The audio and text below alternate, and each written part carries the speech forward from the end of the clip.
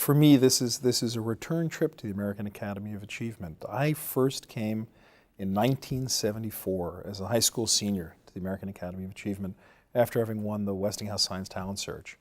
And for me, it was a very interesting experience. I'd grown up in Brooklyn, New York, and really not gone that all far from Brooklyn in my days. Certainly never out west, and certainly never to a place like Salt Lake City, where that particular achievement banquet was held. It was remarkable meeting this range of students from all over the country, from so many different cultural backgrounds, meeting large numbers of people who had never heard of a bagel, for example. It was really interesting meeting some of the adult honorees, but I must say I was most struck and most remember the other students, the cross-section of American students I met then.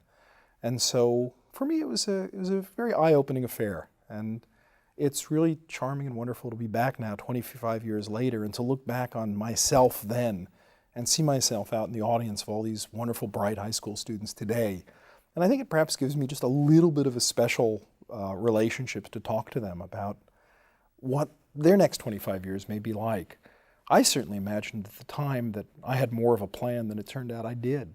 I'm trying to give them some notion that in fact their lives are probably going to be like that too, that whatever they're planning today, the most exciting things that will really happen in their lives are things that don't even exist yet.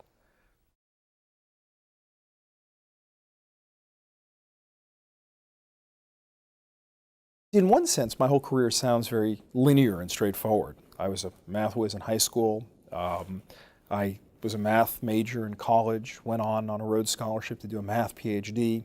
It was a very linear chain. But in point of fact, there were wonderful distractions all along the way. When I was in college, my very first week, I came back from a play and stopped in at a beer and pretzels party at the student newspaper, the Daily Princetonian at Princeton. Had a wonderful time and stayed for 4 years doing journalism. I loved writing. I worked on the newspaper just vast majority of my time at college. Took a great course from John McPhee, a spectacular nonfiction writer. Was a stringer for Business Week magazine over a summer on an internship. Just really loved it. And one of the things I did was I decided to start a public opinion poll in 1976 for the presidential election. George Gallup's operation is located in Princeton, and I got up the courage to go across the street and convince the Gallup organization to help us start a student poll, which we did, and we involved a number of colleges up and down the East Coast and launched a public opinion poll. That got me talking to a bunch of economics professors and political science professors and statisticians, and I just made some friends there, even though I was a math major doing other things. When it finally came to pass that I got out of graduate school and I didn't quite know what I wanted to do, it seemed to me that all this economics and worldly things would be useful. It was something I ought to think about doing, and so I went back and I saw them. I didn't go back and see my math professors. I went back and saw people like Ed Tufte, a political scientist and statistician.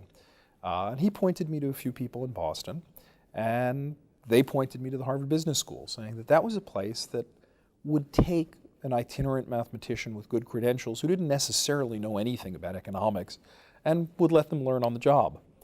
And sure enough, I don't quite know why, they did.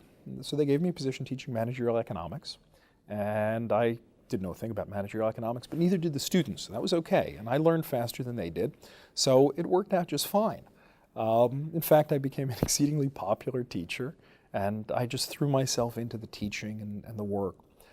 But after about a year or two, I realized that while I enjoyed the teaching tremendously, the research component, the sort of serious research that I had been doing, I still felt was missing in my life, and I had no clue what I wanted to do. So one summer I was finishing up a book coming out of my thesis on a very abstract subject, algebraic combinatorics, for goodness sakes. And I didn't know what to do, but I spoke to my brother. My brother was a developmental neurobiologist, or was going through graduate school on that.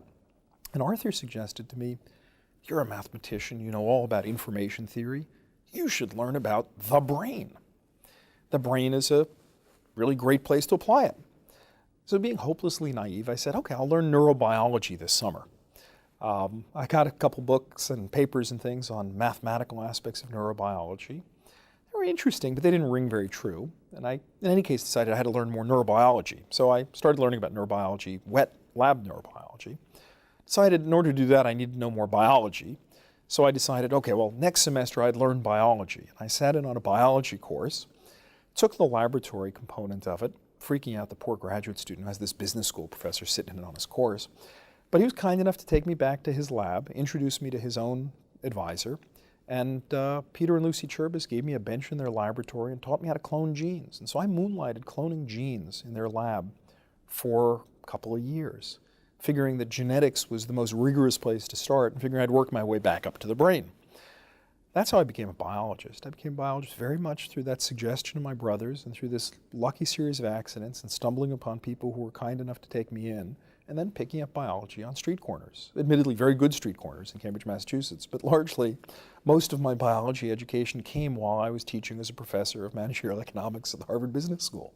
It's never too late. It leaves me singularly unqualified to advise my students on how they should run their careers, because they certainly think that this is a crazy way to do things. And I occasionally have to remind them that these crazy ways to do things are about the only ways that really in the end turn out satisfying. It's a crucial message for kids. I mean, in my case, after I began to pick up biology, I still wasn't really clear what I was going to do with it. I was despairing for several years of having thrown away a great career in mathematics, not really pursuing this thing at the business school that I had, and learning biology, and what was I going to do with it?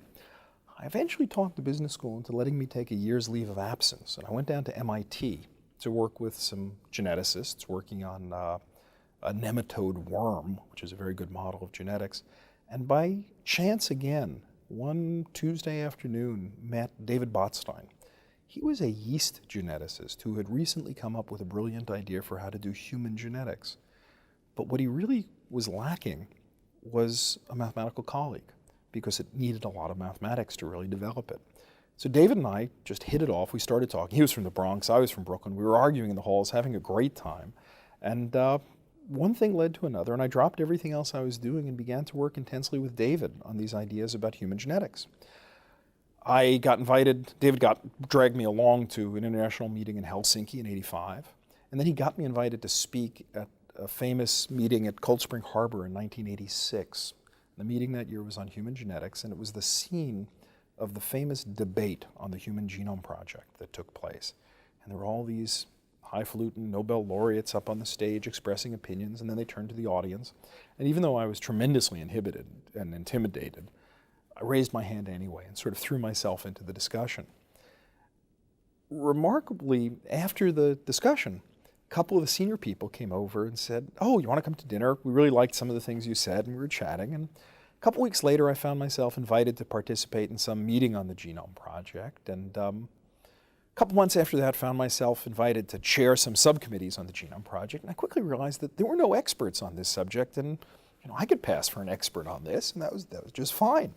So all told, I was still very worried about it. I asked Botstein, what am I going to do to ever get a job in this? I was still teaching at the business school at the time while I was moonlighting doing all this, and said, I don't look like a standard issue molecular biologist. Who's ever going to give me a job? David said, you've got it all backwards. It's the guys who look like standard issue molecular biologists who have a problem. They all look the same. You look different. Any place would be glad to have one of you. Maybe not two, but glad to have one of you. And he was so right, because the way it shook out by 1988 or so was here I had this training in genetics. I had a training in mathematics that was turning out to be tremendously important for all this genome stuff. I had a background in business from having taught at a business school at a time that biology was organizing its first large-scale project that required organizational thinking. And I'd had a bunch of experience from journalism writing at a time when expressing what this project was about and formulating it was tremendously important. And so I suddenly had a recipe for a whole bunch of skills here that fell together. And I'd love to take credit for having planned it that way, but it wasn't that way at all. It was completely by accident. And I found within a year or so after that, I had an offer of tenured positions teaching at both Harvard and MIT in biology. A year after that, launched one of the first human genome centers in the United States.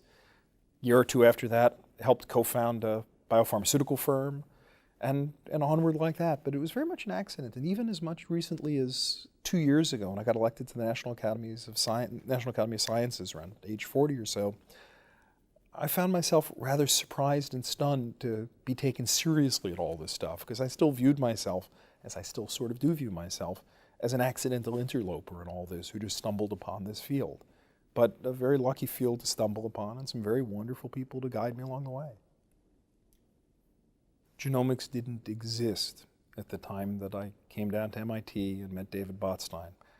The few beginning seedlings were beginning to come up, and I found myself bumping into one of the people who knew a lot about it. And within 12 months of that point, the Genome Project was breaking on the world scene.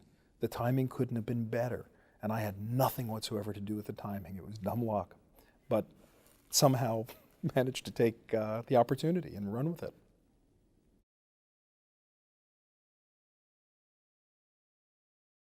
"15 years ago, computers played no significant role in biology. Biology's only become a computational discipline primarily in the last decade or so. And so at the time that I was getting into it as a mathematician, I was reasonably convinced that what I had done in mathematics was utterly irrelevant and would be utterly irrelevant in the biology I did. Now, biological computation, bioinformatics are becoming tremendously important areas, and it's becoming very clear that a large portion of biology is going to start with the information first to generate the hypotheses for the lab. And so the field will have undergone a dramatic transformation over this period. If I had sought really good advice when I was in school, no one would have told me to use mathematics as a way into biology. Luckily, I never sought any of that advice. It just sort of happened.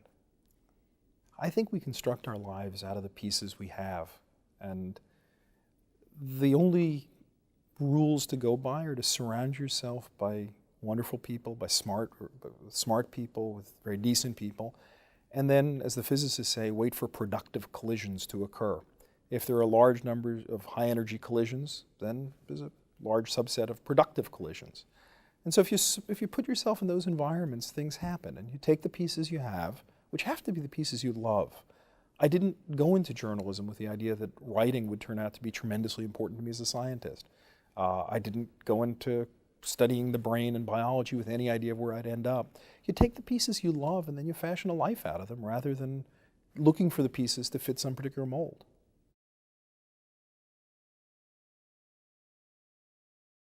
I now tell the story with a smile because it's all worked out just fine, and I look back and I laugh, but through all of these peregrinations, through different fields and random walks, I was very frequently depressed about all of it and deeply worried about this. After all, I'd been world-class math student, a Rhodes Scholar, won thesis prizes in mathematics, and I had a great career prospect to go ahead and do pure mathematics.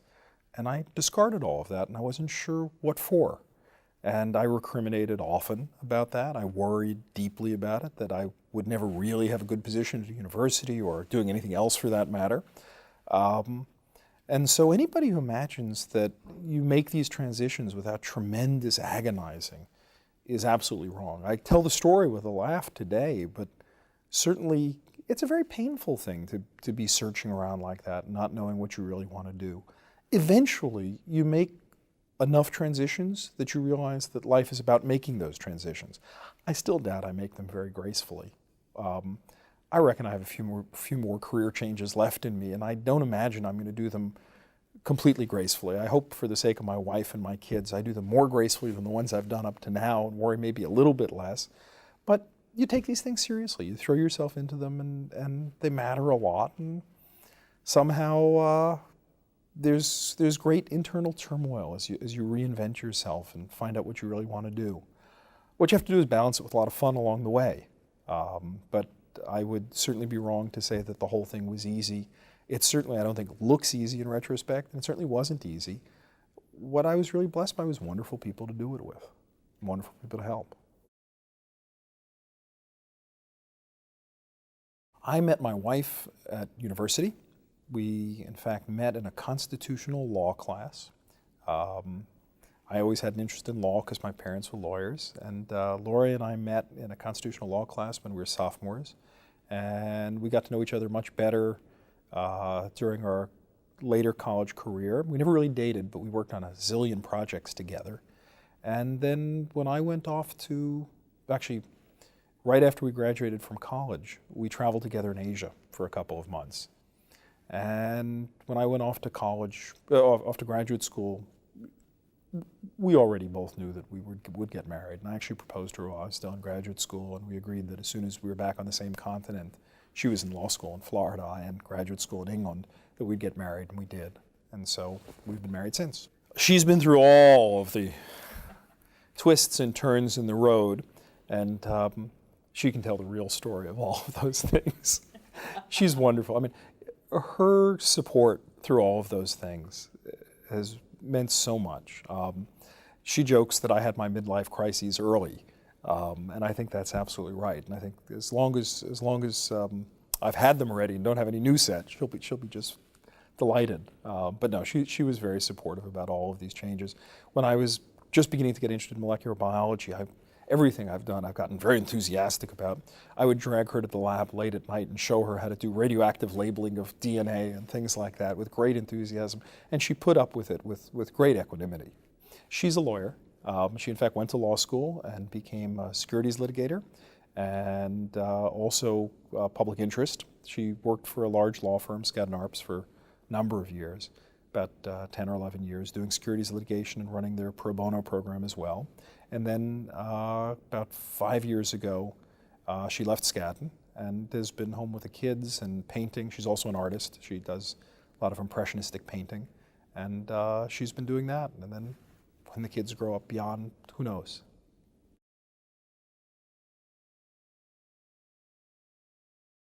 Genes code for all the protein components of the body. Basically, genes are the information storage of heredity. The human being has a total of 100,000 genes, give or take, and that sum total of all the genetic information is called the genome. If we can completely understand the structure of the human genome, then we have a complete component list of all the proteins that the body makes. In a sense, that goal, the Human Genome Project, is very much akin to the revolution in chemistry that happened in the period about 1869 to 1889, when all of matter was described in terms of a finite list, a finite chart that captured its properties. That changed the face of chemistry because it meant that matter was predictable. There were only a finite number of elements. Biology now is getting its own periodic table. In the 21st century, we will know that the human body is composed of some set of 100,000 proteins, and all biological programs will start from that list. If you want to understand any particular thing, you've got to understand it in terms of those components. There aren't any more components to go look for, at least at the level of proteins. So I think the effect on biology in the next century will be much like the effect on chemistry in this century. For chemists, the predictability of matter gave rise to industries, the chemical industry. The mysteries of the periodic table and why there were rows and columns of elements gave rise to some of the deepest theories of this century, quantum mechanics. I think so too understanding the component list of the human body, the human genome, will give rise to both very practical consequences and very theoretical consequences, and that students looking back 20 years from now will not be able to imagine what it was like to practice biology without these tools. Indeed, they'll assume they were always there. They will look back to this earlier period with a romantic notion, like 19th century African explorers going off into the jungle with their machetes, searching for a gene, sometimes coming back triumphant with a gene in hand, sometimes never being heard from again. But that romantic picture of exploring a deepest, darkest continent of biology will be replaced by a Landsat image with accuracy down to the single DNA letter. It will be a very different world, and it will be hard to imagine what anything was like before it. In some sense, the description of genomes is just the start. All it does is it lays out the 100,000 components on the surface of the table. It doesn't tell us how they act, it doesn't tell us their roles, it doesn't tell us the circuits they build, it doesn't tell us the variation in the population. In some sense, it will be seen not as the culmination that the media today wants to associate with the Genome Project, but as barely the start. Indeed, I don't view the sequencing of the human genome as itself a goal. I view it as the starting line, not the finish line of any particular race.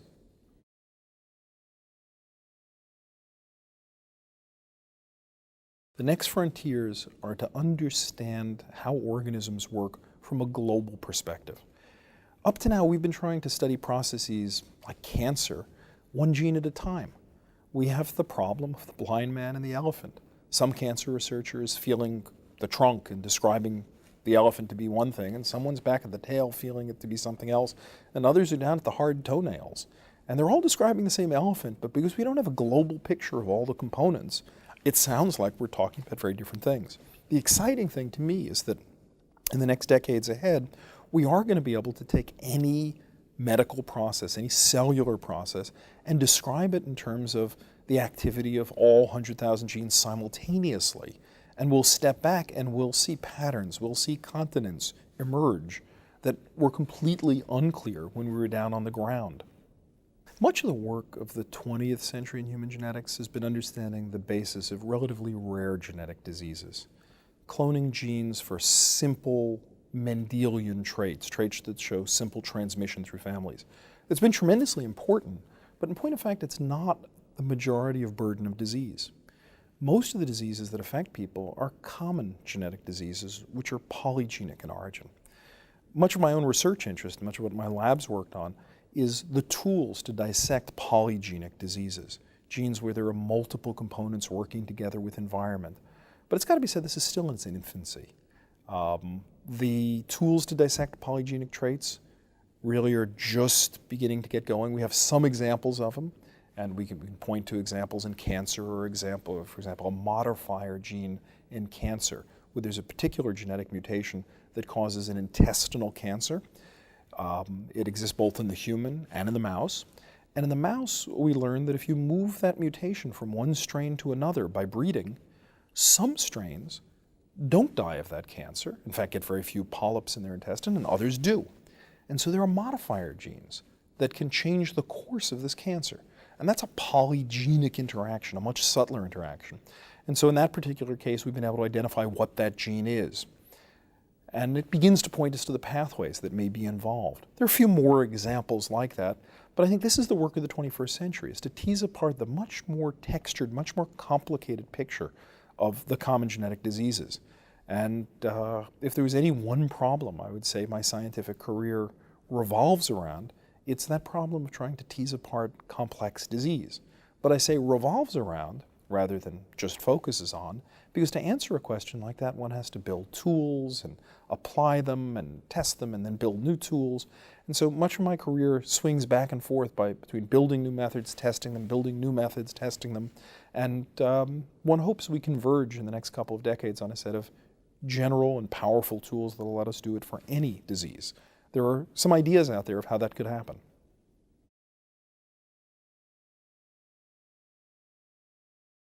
The goalposts have been moved forward, in fact.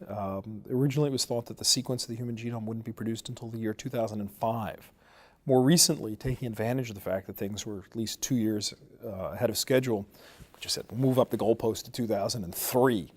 I think that's still probably pretty realistic. There's currently a whole hullabaloo about competing to try to produce a rough draft of the human genome sequence within the next year or so. And I think that's a fine thing to go after. I think some of it has to do with competition with private industry and all sorts of things.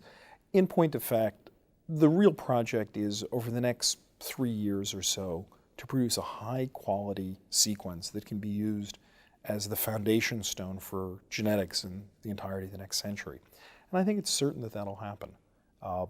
Minor details of competition aside and claims from these groups and those groups, it's so clear already the tools are in place that we will have this foundation and we will have it in a publicly available way. I felt very strongly as a member of the Genome Project that these information should all be completely available to the general public. And so at our Genome Center, we always followed a policy of data release before publication. We would put all of the maps we built on our computer, on our website, long before publication. And this policy, in fact, has been adopted rather broadly across the Genome Project. With an improvement in computer tools, we post our data every 24 hours. Whatever we've done in the last day is up on the computer the next day. Last I checked, we got something in the neighborhood of about 100,000 hits a week, but that was a while ago, I don't know. There's a lot of data there. Now, we also deposit our data into the national databases, and for many purposes, it's more convenient to hit them there. But the intermediate forms of our data are on our website. We get an awful lot of hits because people are very interested in these data. So and we deposit it without intellectual property protection, no patents on it. I'm in favor of patenting things of use. I'm all in favor of patenting genes that can be used as therapeutics. But I think that biomedical research and the general public will be ill-served by patents willy-nilly on pieces of DNA here and there. I think they'll serve as a great impediment and disincentive to researchers who have to do the hard job of turning genes into therapies. So we deposit our data without any sort of patents, any sort of restrictions, and one way or the other, whatever happens in the private sector, whatever private databases are made, whatever patents are put on things, there will be a completely, totally publicly available version of the human genome on the web in the next couple of years for anybody to download.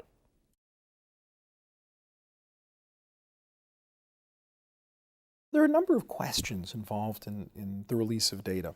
When one's talking about projects that are primarily infrastructure building, like the sequencing of the human genome or building maps, there's no excuse for not releasing those data immediately, because those are data where they're tools.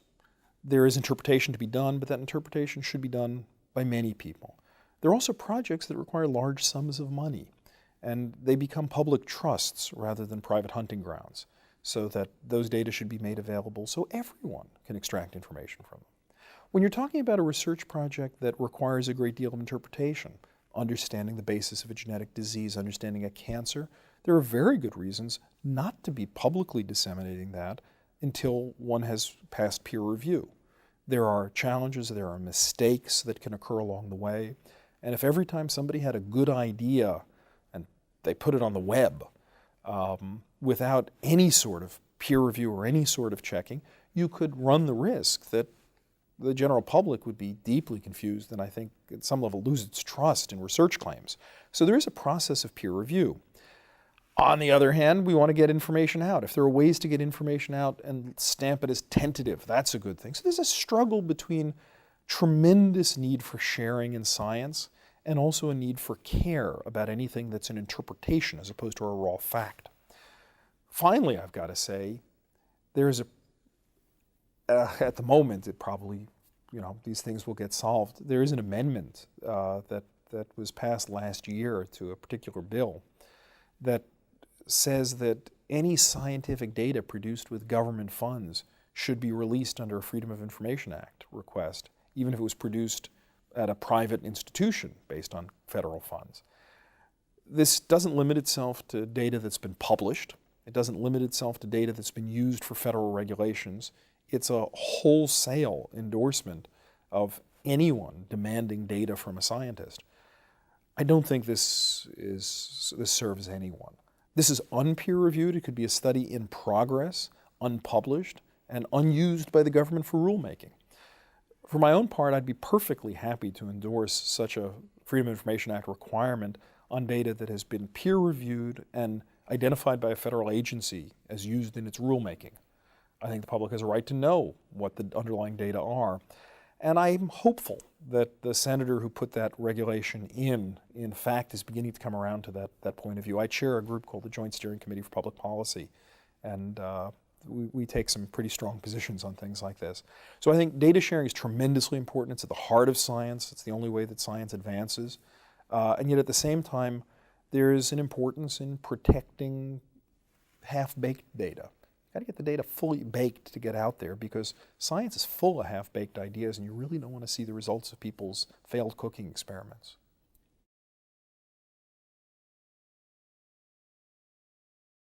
There are tremendous ethical dilemmas raised by genetic research. Take the example of breast cancer. We know of 2 genes, mutations in which predispose to early onset breast cancer, and it's possible for a woman to be screened and know that she does have such a mutation that greatly increases her risk of breast cancer. How should we handle this? Well, I think there are a number of considerations. First off, we have to ask, who has the right to find out this information? Now, I think the woman alone. We have to be very careful that under no circumstances can anyone compel her to find out that information, say an insurance company, or can anyone else find out that information from her? I think this has to be a completely personal decision. But I think that's not enough. I think to say it's up to each person, it's a private question whether you want to seek that information, isn't enough with a society where most people wouldn't know how to use that information, how to interpret that information. If we're really going to be serious about individual choice in this information, then we've got to be deeply serious about education. We have to make it the case that the general public knows enough about genetics that when situations like this arise, they can go find out more. They have to have access to information, to counseling. And I think we have a long way to go before we're in a situation that we can really say people have free choice about it, because no choice is free without it being informed. Finally, there's the question of, is it information you could act on? And how could you act on it? A couple of years ago, when I would talk about the dilemmas raised by breast cancer screening, we'd note there were no clear therapies that you could use. That's no longer the case. There are now therapies that can be used. If a woman knows that she has a high risk of early onset breast cancer, she can take tamoxifen. And there's increasingly good evidence that tamoxifen will decrease the risk of breast cancer. She can also have a bilateral mastectomy. It's also clear that this reduces greatly the risk of breast cancer. And there's a raloxifene, there's a variety of drugs. None of these are without serious issues. Therefore, people are going to need counseling to say, should I follow any of these courses? And we have to be careful that the counseling is non-directive, that it is up to the person and that the person's informed enough. But then we have the difficult situations where we don't have a therapy. It's possible today to explain about half of the risk for late onset Alzheimer's disease by a single mutation, single common variant, in fact, on chromosome 19, the apolipoprotein E gene. Individuals who have apolipoprotein form 4, E4, have a much higher risk of Alzheimer's disease, and those who have a double dose have a very much higher risk. You can find out. It's cheap and easy. In principle, the lab reagents to do that test cost me $1. But there's nothing that I could tell you to do about it. There's not a single therapy you could do in the face of knowing that you have much higher risk for early onset Alzheimer's disease. That's going to be the case for a lot of situations. In order to be able to create therapies and cures, we need to know the molecular basis of a disease. But that means we're going to know the molecular basis first, be able to diagnose, and not to be able to offer therapies perhaps for a few years, a decade, maybe decades, and maybe in some cases never. There's no guarantee that understanding leads to a cure. Ignorance almost always prevents a cure, but understanding takes time, and for each disease it'll be different. And so we're going to live through a period where we have a tremendous amount of accreting knowledge, but each disease will be its own situation, and how to act on that knowledge will be a changing matter, and people will need continuing information and education about it. We have a tremendous amount of work to do to make sure that people are able to use the fruits of the genetic revolution themselves and to use them to full advantage.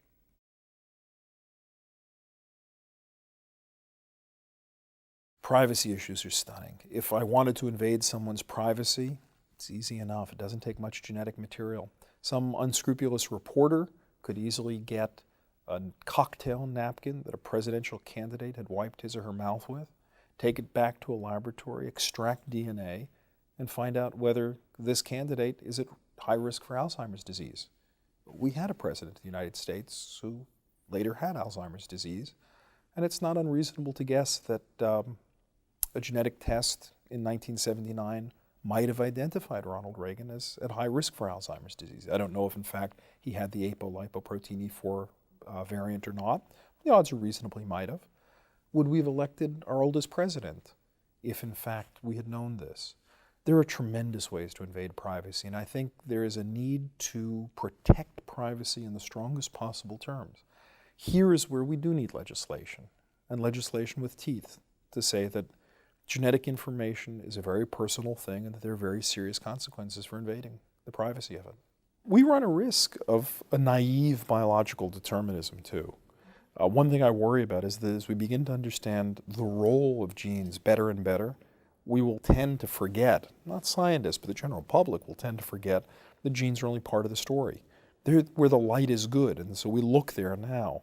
But in fact, good geneticists know that everything is a product of genes and environment in a very interwoven fashion. And so I do dearly hope that the Genome Project does not give rise, and I certainly want to prevent the Genome Project from giving rise to some naive biological determinism that says we are nothing more than the sum of our genes. Geneticists don't believe that. Geneticists believe genes are an important part of the story. By understanding that part of the story, we're in a so much better position to try to understand the rest of the story.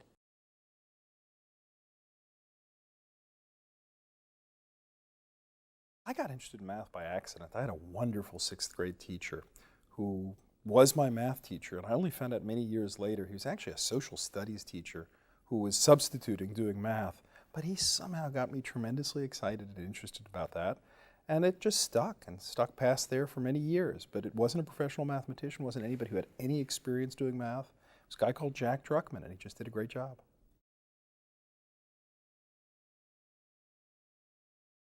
Both my parents were trained as lawyers. Indeed, they met in law school. Although from the time that I was about 5 years old, my dad was ill. He had multiple sclerosis and really didn't practice past that. By the time I was about 6 or so, was in hospital until he eventually died at about 11. And so my mother supported our family, partly as a lawyer and mostly as a school teacher through my growing years. In Brooklyn, New York, a law degree wasn't a ticket to necessarily a tremendously financially successful future. And certainly as an early woman lawyer in New York, it was not a ticket to anything in particular. And so she practiced some real estate law, but a much steadier line of work was teaching school, and that's what she did for a long time. I always had the sense of responsibility and seriousness that a first child had, in particular a first child without a father, without a father at home, which I think in Frank Soloway's book counts for even more in terms of the weight of responsibility one feels. My brother, who actually also is a scientist, he's a neurobiologist, is definitely much looser and freer in the second child sort of way. It's, I suppose, a kind of natural thing when you come in as a first child that you feel a certain weight of responsibilities. I think in many ways, much of my early development was somewhat conditioned by being very good at things, being very good at math, being very good at school, and taking with it a whole lot of expectations about what I ought to go do. And so in fact, much of my school years were pursuing academic excellence. It was all wonderful. I loved mathematics. I did well in high school, did well in college, went on and did well in graduate school. But it meant that only after I got out of graduate school did I stop to ask, what did I really want to do? And I wasn't really sure at all. So in fact, I don't begrudge it for a moment. I had a wonderful time doing all those sorts of things. But there was a certain sense that there were things to be done. And only later do you stop and say, okay, now why am I doing this and where exactly am I going with any of it? And that, for me, happened after I left graduate school.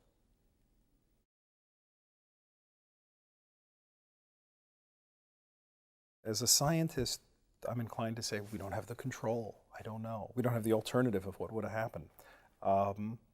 Certainly it meant that I was raised by a mother who worked extraordinarily hard, threw herself into myself and my brother. And it was a different sort of a family because of it, but I don't know. And I sometimes wonder as a father now what the effect is of a father or a mother per se. And it's something I'll just never know.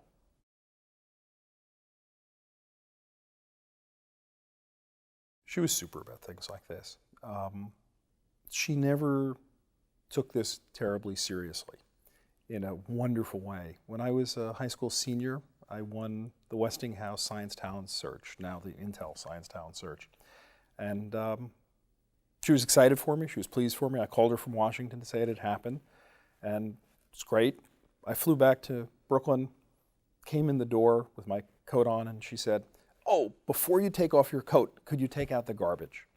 And to me, that was, we've always joked about it, but that was exactly what my mother was about. It was all wonderful. I'd won a national science contest, but could I also take out the garbage? And she always made sure that I remembered, who I was and where I came from. And I think that was a wonderful thing. She was never a mother who checked our homework or pushed anything. She left this largely to her own responsibility. She always teased us about when my brother and I would talk about math or science, she would always say, "Don't talk dirty at the table," about using all these highfalutin words. And of course, she went to college and she was well trained and all that. So in a certain sense, she left us our own space to do those things.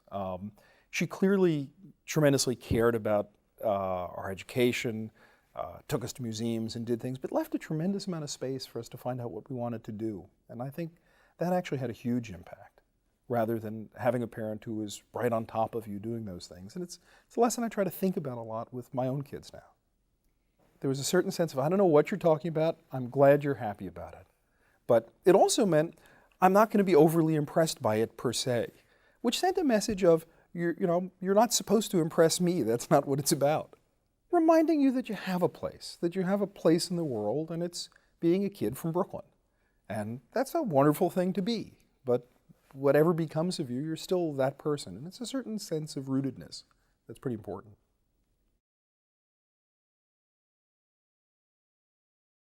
I wasn't a great reader when I was young. Did lots of things, but having a wife who loves to read and loved to read from when I met her, I'm struck at how much books mattered to her early on. They didn't matter to me then. Somewhere around 30, 35, I became incredibly engrossed as a reader. And now I'm an inveterate reader. But books per se didn't have a huge influence on me then. Well, I think at 30 it's too late to have spectacularly influential books on your life. I think I have wonderful books that I'm tremendously fond of, but I think one's shaped by that. I'm a tremendous fan of Jared Diamond's recent book, Guns, Germs, and Steel. I think it's a brilliant book, one of the best books I've read ever. And it's just brilliant because he tries to take on really big questions, really important questions, and teaches about historical contingency, what might have happened but for. And I think it reminds us that the world's a pretty complicated place, and that simplistic explanations about why some people's turned out the way they did are unlikely to be true, that it's a complicated set of contingencies, and we oughtn't be too prideful about how any particular group turned out. I just think it's a brilliant book that will have great, great impact. I'm delighted to see that now that it's in paperback, it's on the bestseller list and lots of people are reading it. Because I think when it first came out, I know Jared, in fact, from a number of events and things, and he's just a brilliant thinker. So I've got to say that's my top book at the moment.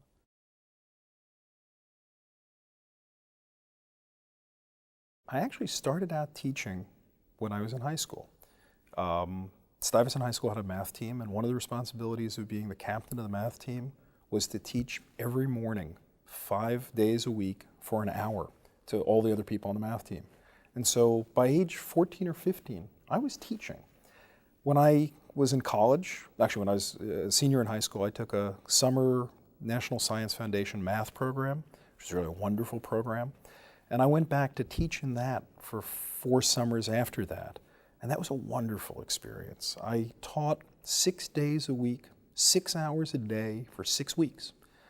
When you teach like that, you can't prepare lesson plans. You've got to know what you're doing and go with the flow. I loved it because the students were some of the best high school math students in the country. And you'd start off teaching a course on something, but halfway through the students would say, we'd rather study something else. In fact, we gave a problem set one night, and the students got so enthusiastic about it that at 11 o'clock when they were all going home, they said, why don't we instead make the course on this? And they full well expected that tomorrow morning we would have the course switched over to that. And so we did. And so in fact, by the time I got around to teaching as a professional, as a professor, I had had hundreds of hours of teaching under my belt, and I'm so grateful for that because I think the experiences of teaching in those ways, teaching where you have to go with the flow, is something that young professors, young teachers don't get enough of. When I look at graduate students today, I find that they get a couple of hours TAing, teaching assistants in a course. And how in the world can you learn the really complicated business of teaching without a tremendous amount of trial and error and just experience?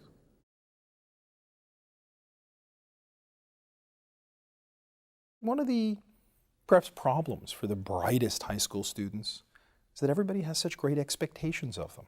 And expectations are a good thing. Having parents and loved ones who have great expectations of you, it's great. There's something supportive about that, and you should bask in it. But There's a certain sense in which expectations also narrow you in a way. They constrain you in a way. And there comes a really important time to break out of, to escape from all those expectations. And I think the very best students have the most expectations and may feel it most important to live up to them. At some point, they've just got to decide not to live up to anybody else's expectations, but to go find out what they wanted to go do themselves.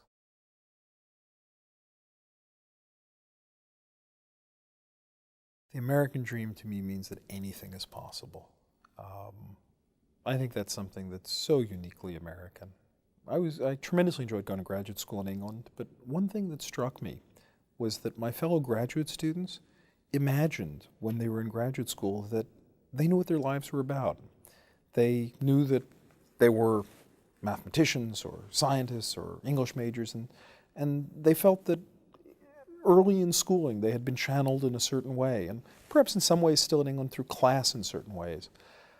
None of my fellow graduate students, English graduate students, felt that they could do anything with their lives, and it was really puzzling to them that I wasn't at all clear that I wanted to be a mathematician, but I was still in graduate school, and that I had this, I think, uniquely American sense that you could always do whatever you wanted. You could reinvent yourself in some ways. And that's not to say it's easy. It's not to say it's not a struggle. It's not to say it'll always work. But to me, what America is about is a statement that the individual can continue to learn, continue to change, and that we all help each other to do that. And I think that's a tremendously strong aspect of America, something that I very much want to make sure we never lose.